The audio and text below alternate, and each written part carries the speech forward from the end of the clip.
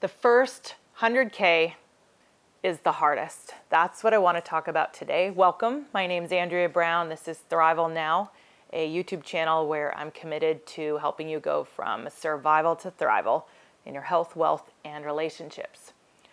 So a guy named Charlie Munger is attributed with this quote, that your first 100,000 is your hardest to save, especially from a point of standing still and with no seed money.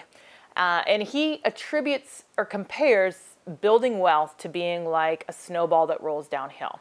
So I can concur with this quote. I will attest that our first $100,000 that we saved was the hardest. But and with that, it's gotten easier. But I also want to reverse engineer this and share a little bit more about our personal journey, because the fact is your first 10,000 is the hardest 10,000. The first 1,000 you save is the hardest 1,000 you save. The first $100 that you save, that's the hardest $100 that you save. So the first 100K is the hardest, yes.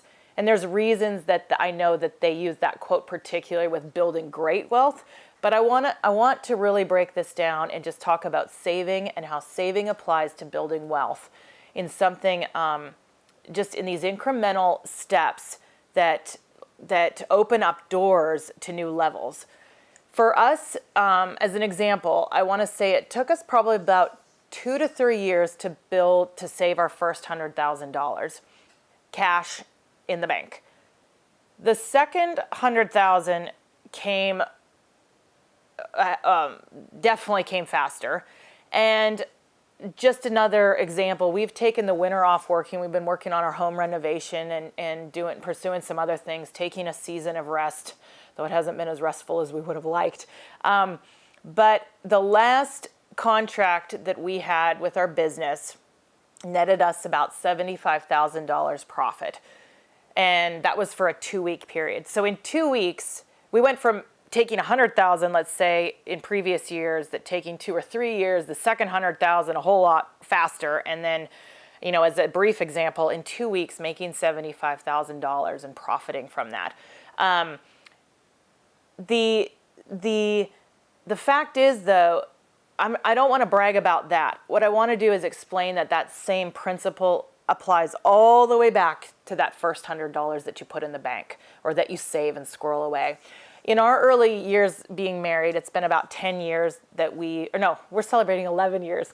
About Easter, 11 years since I met my husband, and it was a whirlwind. We were engaged about 8 days later and married 2.5 months after that. So that's another story we'll maybe share another time. But when I met my husband, he was coming out of a really difficult season in his life, one of the worst. He had gone through bankruptcy, lost a job, lost investment properties, and a side business that he'd had for years, and had gone through a divorce. And so he was just coming out of this as a new man. I, on the other hand, had been struggling I had sold a business in Arizona, ended up in Bend, Oregon. That's where we met. And really had floundered for the next few years trying to build my speaking and consulting business at the time. It really was struggling in those early years. And so when we met, we actually really had no income to speak of. We had no steady income. We were building basically 3 businesses pretty well out of the gate. But we were only building 2 in that first year.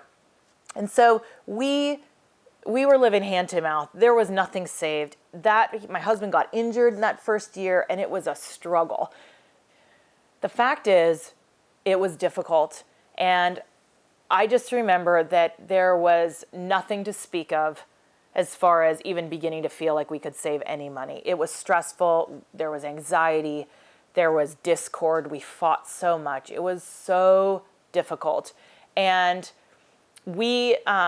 there was one issue, my husband, that was a pain point in my marriage, and that was that my husband, it seemed like wherever he went, he left change behind.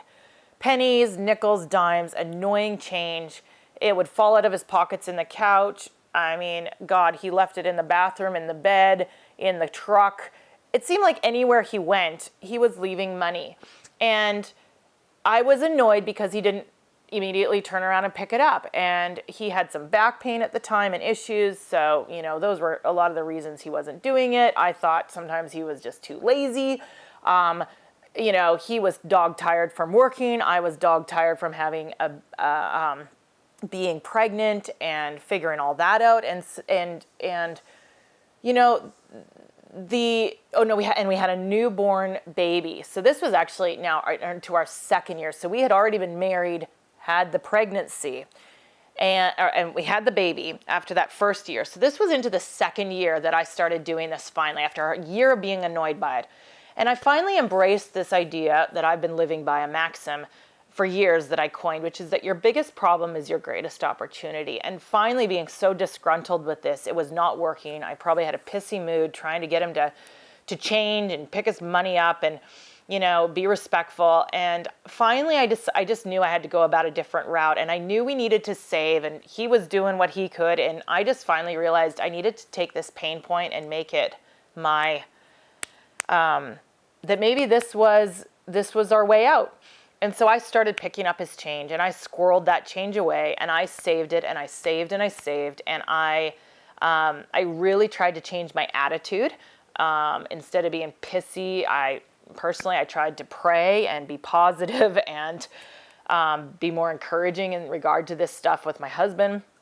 And, amazingly enough, about a year, not even a year later after saving this, it was probably about 10 months, we had an opportunity to move and rent a small little house, an old, I always thought of it as like an old farmhouse. And there was a lot of reasons it would be a great move. We could save $400 a month in rent. It had 2 little bedrooms, so we had room for the baby that we had at the time. And we were going to save like $150 probably dollars a month, or over $100 a month in gas. And we went, checked the house. We were given total favor. They were happy to rent to us and no one else.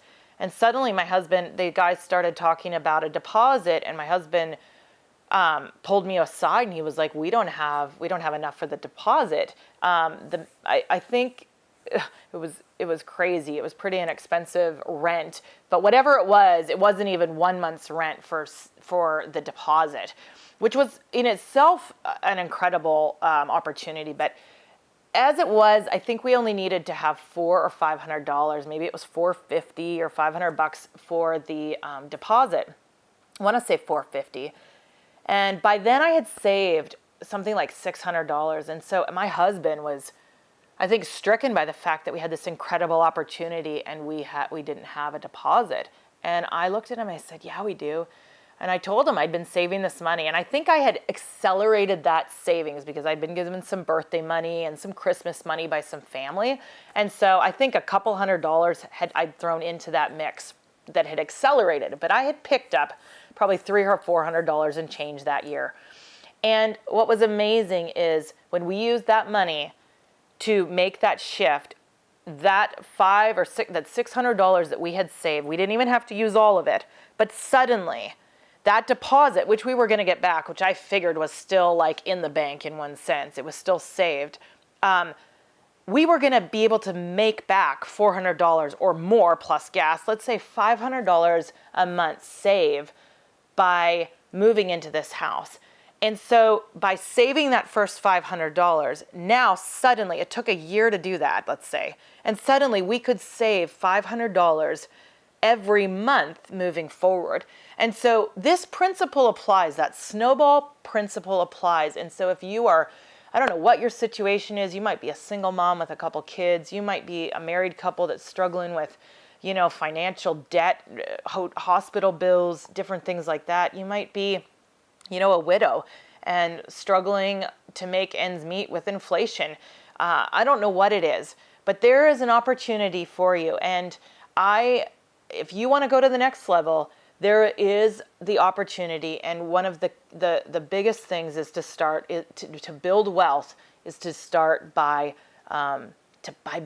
saving. And so you might not be ready to be thinking about the 100K, but wherever you're at, are you thinking about the 10K? Are you thinking about the 1K? Are you thinking about the 100?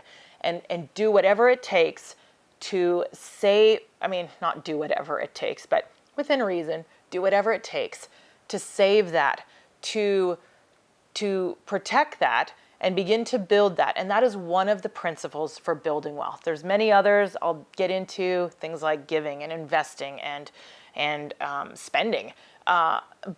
But this is key. And if you have not begun to master this, then start, even if it's with the pennies, nickels, dimes, and quarters. And if you're in Canada, the loonies and toonies. I don't know what other change there is, you know, in your part of the world, wherever you are, but begin to save whatever change. If you have to pick it up on the street or pick it up after other people, and you'll be amazed at the doors that can open even by doing that. So thank you so much. Appreciate your time. Please like and subscribe. This is a new YouTube channel, and every little bit has its weight in gold right now. So thank you. I appreciate you, and it's my joy to share this with you.